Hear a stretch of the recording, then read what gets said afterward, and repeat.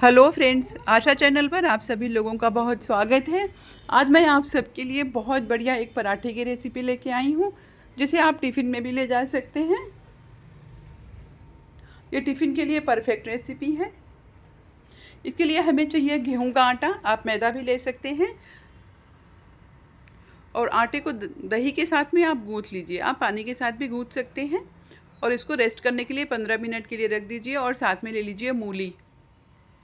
मूली को अच्छी तरह से छील के, साफ़ करके, धो करके कद्दूकस कर लीजिए, जिस तरह से मैंने देखिए कर लिया है। अब इसका पानी पूरा निचोड़ दीजिए।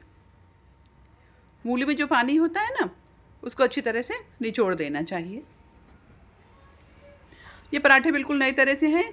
इसमें देखिए आपको बेलना नहीं पड़ेगा। बाद में जो आप बेलते हैं ना, मूली भर के फटते रहते हैं, वो बेलना बिल्कुल भी नहीं पड़ेगा। तो बिना बेले इस तरह से आप बनाइए मूली के पराठे, जो बिना फटे और बहुत बढ़िया बनते हैं। और खूब सारी मूली खाने में आती है। ऐसे हम लोग क्या करते हैं, फटने के डर से मूली कम भरते हैं, पर इसके साथ में ऐसा कुछ नहीं है। इसके लिए आप प्लेटफॉर्म को गैस के अपने अच्छे से साफ़ कीजिए। पहले गीले कपड़े से पोंछिए, फिर सूखे से पोंछिए। उसके बाद में फिर इसके ऊपर डालिए मैदा। आप गेहूं का आटा भी सूखा डाल सकते हैं। उसके बाद एक बड़ी सी लोई लीजिए और थोड़ा हाथ से बड़ा करके इसको एक बड़ा सा गोल गोल राउंड बेलिए। अगर आप गोल नहीं बेल सकते हैं तो आप थाली से काट लीजिए। बड़ा सा बेलिए और थाली की मदद से आप काट लीजिए, तो आपका गोल बन जाएगा। अब इस तरह से इसको बीच से फोल्ड करके इस तरह से एक पराठे का शेप दे करके आप वापस सीधा कर दीजिए। और जो बीच में निशान लगाया है ना, उस निशान को इस तरह से काट दीजिए। देखिए, इस तरह से हमने इतना काट लिया है। अब लेते हैं मूली, जो कद्दूकस करके पानी निचोड़ी हुई मूली थी ना, वो ले करके इसके एक भाग में बिछा देते हैं। इसके 4 भाग मान के चलते हैं कि इसके 4 भाग हो गए हैं। कस के अच्छी तरह से जितनी मूली आपको डालनी है ना, अब उतनी मूली बिछा दीजिए इसके ऊपर। इसमें एक यही बढ़िया फ़ायदा होता है कि इसमें मूली खाने में बहुत सारी आती है। और जो हम भर के बेलते हैं ना, उसमें मूली नहीं आती है खाने में, तो उतना स्वादिष्ट वो लगते नहीं हैं। और इसके एक भाग में बिछा दीजिए धनिया ढेर सारी, जिससे इसका टेस्ट और इसका फ्लेवर बहुत बढ़िया बनता है। मूली के साथ में धनिया, काली मिर्च, ये 2 चीज़ें बहुत ज़्यादा जाती हैं। इसलिए जब भी आप मूली के पराठे बनाइए, आप धनिया और काली मिर्च, ये 2 चीज़ें ज़रूर डालिए। इस तरह से देखिए, हमने धनिया डाल करके एक भाग में सेट कर दिया है। अब इसके एक भाग में हम लगाते हैं थोड़ा सा घी। घी, तेल, बटर जो भी आपके पास है आप लगाइए आराम से। और दूसरे भाग में भी लगा देते हैं। आप ध्यान रखिएगा कि इसमें जैसे मूली और धनिया बिछाई है ना, उसमें हमको घी, तेल, बटर नहीं लगाना है। इस तरह से लगा दिया।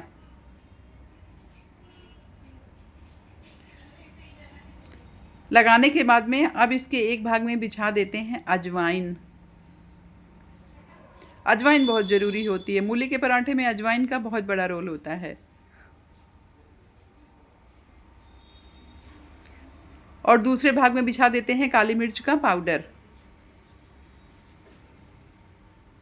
अगर आप इस तरह से मूली के पराठे बनाएंगे ना, आपके पराठे बिल्कुल नहीं फटेंगे और परत की परत, बढ़िया परतदार मूली के पराठे बन के तैयार हो जाते हैं। आप टिफ़िन में लेके जाइए, बहुत बढ़िया रेसिपी है ये। ज़्यादातर टिफ़िन के लिए ही परेशान होते हैं लोग, रोज़ रोज़ क्या बनाएं, रोज़ रोज़ क्या बनाएं। तो ये बढ़िया आइडिया है टिफ़िन के लिए। इसके ऊपर छिड़क दीजिए टेस्ट के अकॉर्डिंग नमक, और छिड़क दीजिए हल्का सा गरम मसाला, बहुत ज़्यादा नहीं, गरम मसाला ओवर पावर कर देता है, इसलिए गरम मसाला ज़्यादा नहीं डालने का। और छिड़क दीजिए लाल मिर्च पाउडर। अगर आपको पसंद है तो अपने तीखेपन के हिसाब से, जितना तीखा आपको पसंद है आप उतना डालिए। थोड़ा सा अमचूर पाउडर छिड़क दीजिएगा, जिससे थोड़ा ये चटपटा सा बढ़िया बन जाएगा। हरी मिर्च छिड़क दीजिए बारीक काट करके, अगर तीखा पसंद है तो। और बच्चों को टिफ़िन में दे रहे हैं तो नहीं डालिएगा, क्योंकि बच्चे नहीं खा पाते हैं मिर्ची ज़्यादा। अब इन सबको हाथ से अच्छी तरह से प्रेस कर देते हैं ताकि ये चिपक जाएं। अब धीरे से उठाते हैं, मूली के ऊपर रखते हैं एक परत को इस तरह से और हाथ से दबाते रहते हैं।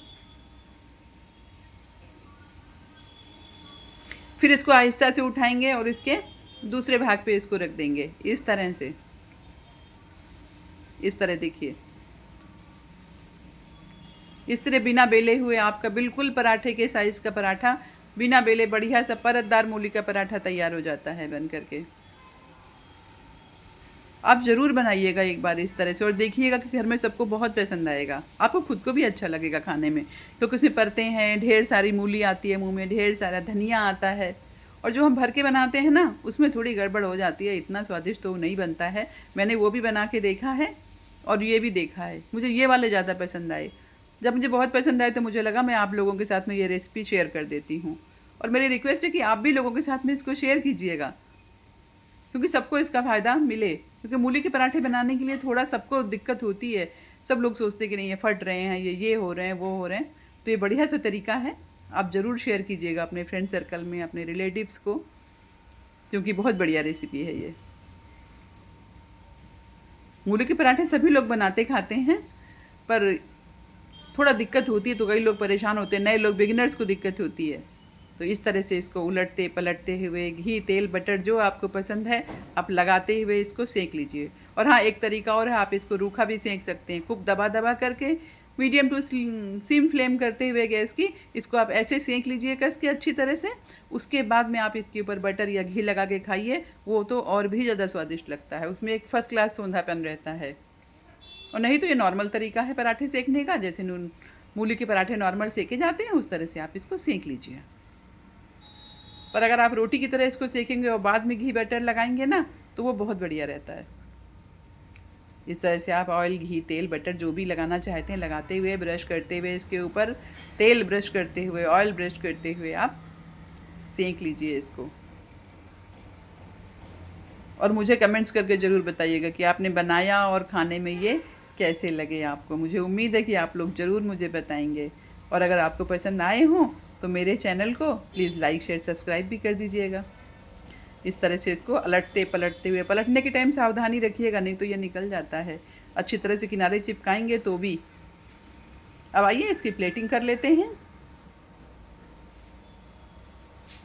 ये देखिए फर्स्ट क्लास। इसको करारा करारा ऐसे ही सेकना पड़ता है, क्योंकि इसके अंदर जो परतें हैं उनका भी तो पकना ज़रूरी है ना, इसलिए इसको मीडियम टू सिम फ्लेम पर इसको करारा करारा बढ़िया सा सेकते हैं।